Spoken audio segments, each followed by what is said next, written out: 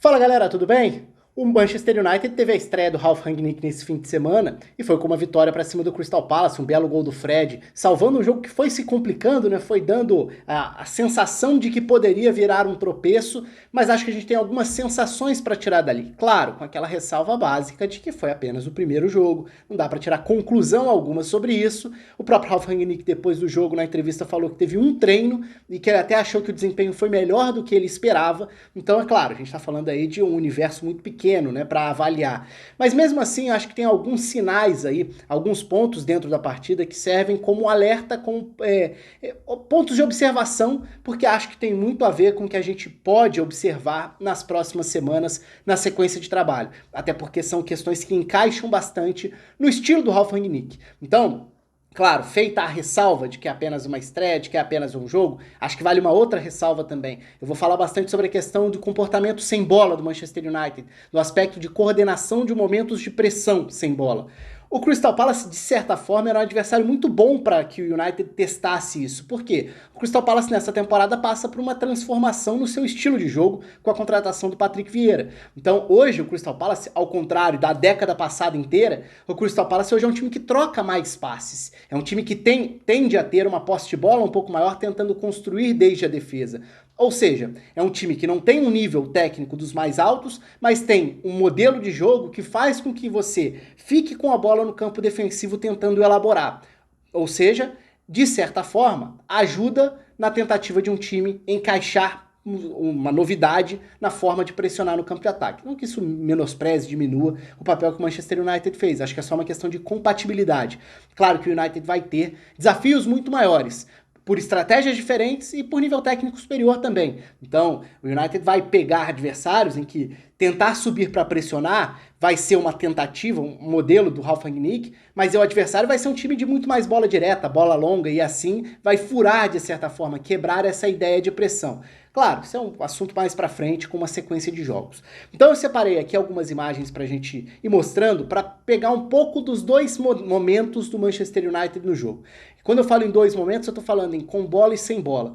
Se a gente for olhar para a partida como um todo, acho que a primeira meia hora foi muito positiva. O United fez 30, 35 minutos do primeiro tempo de um controle enorme, muito a partir da boa pressão no campo de ataque. Da forma como retomava a bola com muita frequência, empurrava o Crystal Palace para trás, ia encurralando o adversário e ia recuperando a bola já no campo de ataque. Então esse ritmo acelerado que uma boa marcação coordenada para pressionar no campo de ataque gera. Não necessariamente o United dos mais criativos no momento com bola, em fase ofensiva, na hora de construir, de ter mais paciência com a bola nos pés. Mesmo assim, nessa primeira meia hora, a sensação era de um perigo muito constante, porque o United conseguia acelerar com muita frequência. Como retomava a bola? Pegando um Crystal Palace desorganizado por não ter conseguido sair jogando, o United tinha sim situações para acelerar. Então acho que essa primeira meia hora serve muito de parâmetro para a gente olhar para esses pontos. Claro, quais são os principais desafios aqui? Transformar essa meia hora em um padrão. Conseguir, e aí isso requer tempo, né? Requer treino acima de tudo, mas conseguir ser regular dentro do jogo, exibindo alguns dos conceitos que o Ralf Rangnick tem e que foi contratado para implementar. Então vamos dar uma olhada em alguns desses lances aqui, começando pelo Manchester United na saída de bola. E esse aqui vai ser o único lance, de fato, para falar sobre saída de bola, porque é logo no início do jogo, mas acho que já serve bem para a gente enxergar o novo modelo, de certa forma. Aqui a gente vê os dois zagueiros, nesse caso a bola está indo do zagueiro pela esquerda para o lateral pela esquerda, dessa vez foi o Alex Telles quem jogou na lateral, mas o ponto principal para mim aqui é o quadrado do meio campo. Quando a gente fala em Ralf Rangnick, é muito comum lembrar do 4-4-2 dele, que na verdade é mais um 4-2-2-2. Falei sobre isso no vídeo específico sobre o Ralf Rangnick na semana da contratação. Então aqui a gente vê os dois volantes, Fred e McTominay, e vê à frente também os dois meias, que não são meias abertos. São jogadores que tendem a ter uma liberdade maior para circular por dentro, então nesse caso Bruno Fernandes e Jadon Sancho. Os dois meias que vão se aproximar, vão circular no setor da bola, vão congestionar setores e, de certa forma, vão complicar marcações assim na hora de encaixar, porque você não prioriza ter, por exemplo, um meia aberto, espetado, na ponta. Então a ideia aqui não é ter um Jadon Sancho fixo numa ponta esquerda, por exemplo, e sim com liberdade, para cair pelo lado, mas para circular por dentro também. Como esses quatro jogadores ficam agrupados mais próximos do setor da bola, e aí você não tem uma segunda linha com 4 no momento com bola, isso dificulta em alguns momentos o encaixe do adversário. Então aqui a gente vê esse quadrado do meio campo de uma forma mais nítida, com os laterais mais abertos, né, nos corredores. Um Crystal Palace que, na hora de tentar marcar essa saída do Manchester United, a gente vê o Jadon Sancho se apresentando pelo lado esquerdo como opção de passe para o Alex Telles e carregando com ele o lateral. Então o lateral salta, quebra a primeira linha para subir e pressionar, porque isso gera dúvida. O Jadon Sancho vai ser marcado pelo lateral, ele é um meio aberto pela esquerda, mas ele não fica aberto. Então ele passa a ser uma responsabilidade, nesse caso, do volante pelo setor ou do lateral direito, que em tese acompanharia o ponta por ali. De uma maneira ou de outra, os dois vão no Jadon Sancho. E o Alex Telles opta pelo passe mais longo, em profundidade. E aí tem um outro ponto interessante aqui. Jogar com uma dupla de ataque. O Rashford e Cristiano Ronaldo. Nesse caso, o Rashford tá lá em cima, o Cristiano Ronaldo mais aqui embaixo na imagem. O Rashford não tem um lateral pela frente, porque o lateral saiu para marcar o Jadon Sancho, ou seja, a primeira linha foi quebrada. Agora é o zagueiro quem vai precisar sair para o embate em velocidade contra um atacante muito móvel. O Rashford acaba sendo parado com falta num lance que eu acho que mostra bem o que essa dinâmica de uma dupla de ataque pode trazer também. A dificuldade de marcar pro adversário. E além disso, né, o Rashford, que é um jogador muito móvel, e eu acho, pelo menos sempre tive essa percepção, de que pro Rashford talvez jogar numa dupla de ataque seja o melhor dos cenários para ele não precisar nem ser um 9, uma referência do ataque, e nem ser um ponta, um meia aberto. Ter a liberdade para circular no ataque, sendo esse jogador que cai pelas pontas, que traz para dentro, que busca uma finalização. O Rashford não está no melhor dos momentos da carreira dele, mas acho que o sistema com uma dupla de ataque pode ser interessante. Aliás, Ralf Rangnick falou sobre isso também, né? Sobre a ideia, sim, de jogar com uma dupla de ataque por dentro. Esse por dentro é relativo, porque a gente vai ver os dois circulando. O próprio Cristiano Ronaldo também acho que pode se beneficiar de um sistema com uma dupla de ataque, para ele não precisar ser a única referência na frente, né, como um centroavante, e nem precisar ser um ponta, já que ele tem maior liberdade no momento sem bola também para ficar à frente, para ficar como um atacante. Então acho que é um 4-4-2 ou 4-2-2-2 que pode trazer benefícios individuais quando a gente olha para algumas das características. Então esse é o lance de um momento com bola, para a gente só pegar alguns detalhes de posicionamento em relação aos meias, a esse quadrado no meio campo, a uma dupla de ataque. Mas vamos para o que eu acho que foi mais relevante para o controle dos melhores momentos do Manchester United no jogo, porque a gente vai falar sobre como pressionar. É claro, de novo, a ressalva de que é muito início de trabalho, foi um primeiro jogo, é um dia de treino apenas do Ralf Rangnick, mas se tem um ponto importante quando a gente fala e associa o Ralf Rangnick a pressionar, a capacidade de pressão sem a bola, é entender que pressionar não é sair correndo atrás de quem tem a bola por sair, né? Não é uma questão de vontade, de raça, de disposição. É muito mais uma questão de coordenação, de organização. Não adianta um jogador tentar sair correndo igual um maluco se o resto do time não entender aquele momento como um momento de subir todo mundo. Senão vai ser só um cara se desgastando, enquanto o resto do time não vai ter subido ao mesmo tempo. Ou seja, ele vai subir para pressionar um, mas vai ter várias opções de passe para o adversário sair jogando. Você vai ter se desgastado à toa. Então, pressionar é muito mais complexo do que sair correndo atrás do adversário. Até é sair correndo de certa forma, porque, claro, isso exige muita energia, muito físico, mas isso exige muito a coordenação. E como isso se dá? Com treinamento, com organização e com gatilhos para subir essa marcação. Então, não é subir para pressionar em qualquer cenário, justamente para você conseguir administrar essa energia, essa organização. É principalmente você conseguir estabelecer momentos específicos para virar essa chavinha. Então, entender que naquele momento, X, Y, Z, é a hora de todo mundo dar um passo à frente, subir o time, pressionar, sufocar, encurralar. E o Ralf Rangnick, que é um treinador de muita identificação com esse modelo, certamente vai desenvolver esses mecanismos, esses gatilhos. Acho que alguns já foram até bem claros nessa primeira meia hora de jogo. Então vamos mostrar alguns deles aqui, começando por um momento de saída de bola do Crystal Palace, isso se repetiu várias vezes, eu vou mostrar algumas aqui, mas saída de bola, zagueiro, goleiro, né? Sai jogando. Nesse caso a gente consegue enxergar justamente o quarteto ofensivo. Bruno Fernandes está lá em cima, o Rashford centralizado no ataque, Cristiano Ronaldo pela direita e o Jadon Sancho aqui embaixo. Os 4 jogadores de frente iniciando esse trabalho de pressão. Qual que é o momento do gatilho aqui? O gatilho foi o passe para o lado. Então, no momento em que vem o passe, não do zagueiro, nesse caso até de um dos volantes, mas o passe para o lateral pela direita, esse passe para o lado ativou o gatilho de pressão. Então, o que acontece? O Bruno Fernandes dá o bote, inicia essa pressão. A partir do momento em que o passe veio para o lado, o Bruno Fernandes já começa a correr e pressionar. Por que nesse caso? Porque aí você vai encurralar e forçar o time adversário a ficar preso em um dos lados do campo, tirando as opções de passe. Então, o Bruno Fernandes percebeu esse momento de pressionar, iniciou esse trabalho de pressão. Já tem um comportamento mais agressivo para pressionar o lateral. O que vai forçar o lateral a voltar. Ele só tem uma opção de passe nesse caso sendo pressionado, porque o Bruno Fernandes vem quebrando, fechando uma linha de passe para frente. Por dentro, o Rashford está fechando uma opção de passe para um volante, só sobrou o zagueiro pela direita. Então, o passe naturalmente vem para trás.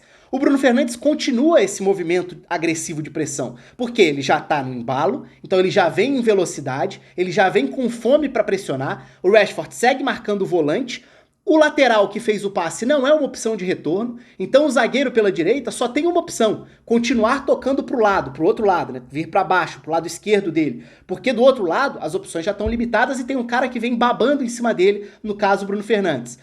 O passe é pro goleiro.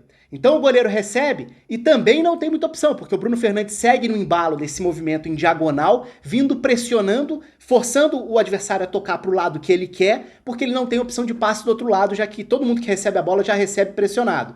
O Bruno Fernandes pressiona o Guaita só tem uma opção, porque nessa imagem a gente já vê que os volantes do Crystal Palace estão pressionados por Rashford e por Sancho. O Bruno Fernandes está pressionando o goleiro e forçando a tocar para o único lado disponível.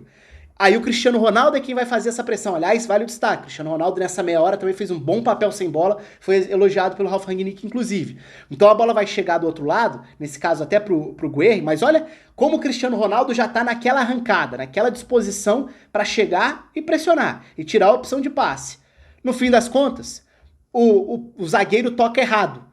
E aí quem sobe para pressionar e consegue o desarme e a antecipação? O McTominay. Aí é importante, dentro dessa coordenação, os quatro de frente fizeram exatamente o que precisa ser feito em relação ao momento do gatilho da pressão, fechar opções de passe e encurralar num cantinho do campo que vai forçar uma saída. Nesse caso, nem foi uma saída longa, foi uma tentativa de passe curto que terminou em erro de passe com interceptação do McTominay, um dos volantes subindo para pressionar.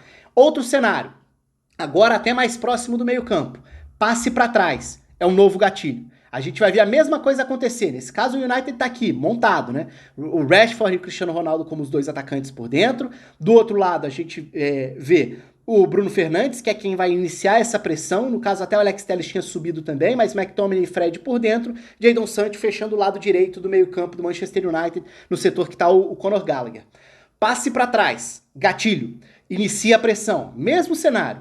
Bruno Fernandes vai subir e pressionar essa primeira opção de passe. Agora, a segunda opção de passe, que a bola chega ao zagueiro, o Rashford sobe para pressionar, força o zagueiro a só ter uma coisa a fazer, recuar a bola pro goleiro. Bola chega ao goleiro, o time tá pressionando, o Rashford foi até lá, só tem uma opção de passe. De novo, o zagueiro pela esquerda recebe pressionado pelo Cristiano Ronaldo. E aí ele tá de costas, ele recebe numa situação terrível. O que fazer? Levar pro lado e dar um bico para frente, tentar driblar, trazer para dentro e correr o risco de perder a bola de costas, de frente ali pro próprio gol, pro adversário recuperar numa situação extremamente perigosa. O que acontece aqui sai um passe forçado, o Diogo Dalot, que jogou na lateral direita nesse jogo, é quem fica com a sequência. Ou seja, um time agrupado, que tem todos esses mecanismos de pressão no campo de ataque, para tirar opções de passe do adversário, para encurralar num cantinho do campo, para forçar o erro ou uma bola longa sem muita opção, né? Não é uma bola longa pensada, é uma bola longa de último recurso. A tendência, se o time sobe junto, se o time se posiciona bem, é você ficar com a segunda bola. Nesse caso, o Diogo Dalot é quem fica com a bola e a sequência ainda tem o Fred ali por dentro dando sequência à jogada. Mais um cenário, para repetir esse padrão. Manchester United agora com um bloco até um pouco mais recuado. A gente já viu o Manchester United todo no campo de defesa. Crystal Palace tentando trocar passe. Não é subir a pressão em qualquer momento, mas no momento de um passe para o lado, sobe a marcação e, de novo, quem inicia esse trabalho do gatilho, de começar a pressão é Bruno Fernandes, agora pela direita. Ele e Jadon Sancho invertendo, isso a gente vai ver muito, por essa liberdade para os meias abertos que circulam e se aproximam por dentro. O passe para o lado foi o gatilho, agora começa pela direita. E é o Bruno Fernandes, de novo, quem vai subir para dar o bote. Da mesma forma, o Bruno Fernandes chegou, o jogador do Crystal Palace opta por outro passe lateral. Agora é a vez do Rashford por dentro, no círculo central, perceber esse passe e perceber que também é o momento de iniciar essa pressão. Então a gente vê bem aos poucos, não é o time que sobe inteiro de uma vez sem muito critério. Bola chega ao outro zagueiro, o Rashford já tá em cima, pressionando, o que vai forçar o Crystal Palace de novo a voltar a bola até o Guaita. Nesse caso, de novo a gente vê um posicionamento até parecido do Manchester United, né? Só que nesse caso o Guaita já vai pro chutão.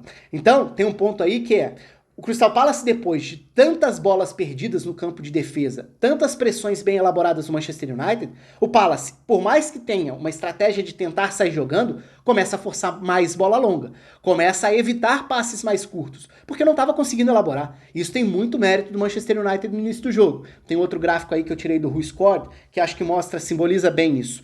Esses são os desarmes do Manchester United nos primeiros 30 minutos de jogo. Lembrando, Manchester United do lado esquerdo atacando para o lado direito.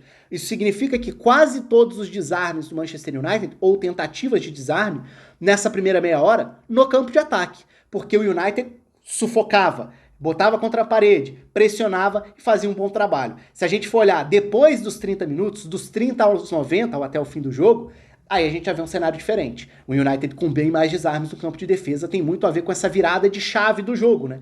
Talvez por um aspecto físico, talvez por um aspecto tático, até de coordenação, de não conseguir manter isso por tanto tempo, mas a primeira meia hora, que foi de um controle enorme, foi muito clara a partir dessas retomadas no campo de ataque. Se a gente for olhar do ponto de vista de posses de bola perdida pelo Palace, onde o Crystal Palace perdeu a posse da bola nos primeiros 30 minutos? Quase sempre no campo de defesa. Se a gente for olhar dos 30 para frente, muitas no campo de ataque, porque aí o Crystal Palace já conseguiu atacar mais, já não foi tão sufocado, o United não conseguiu manter esse nível de atuação por tanto tempo assim, e aí o jogo foi ficando até mais perigoso, com uma cara até de que poderia terminar num empate, num tropeço, aí sai o belo gol do Fred que resolve as coisas. Então acho que as imagens mostram um pouco, ajudam a mostrar um início, um princípio de gatilhos coordenados, de momento de subir para pressionar, e o gráfico do WhoScored também ajuda um pouco a ilustrar essa sensação, que não foi só a sensação de que o início de jogo do Manchester United foi num ritmo muito bom, numa enorme capacidade de tirar o conforto do adversário pelo trabalho sem bola. É isso. Acho que é um primeiro momento do trabalho do Ralf Rangnick. Aqui a gente viu alguns dos conceitos, seja pela questão de distribuição no momento com bola, ou principalmente pela elaboração de momentos específicos para trabalhar, treinar e evoluir no papel sem bola, que acho que foi o que o United teve de melhor na primeira meia hora da partida contra o Crystal Palace. Longe de ter sido uma grande atuação, tá? Mas a primeira meia hora foi boa, deixou um sinal positivo, e aí a gente vai ter que observar para ver o que vai acontecer na sequência de trabalho. Um abraço para todo mundo e até a próxima.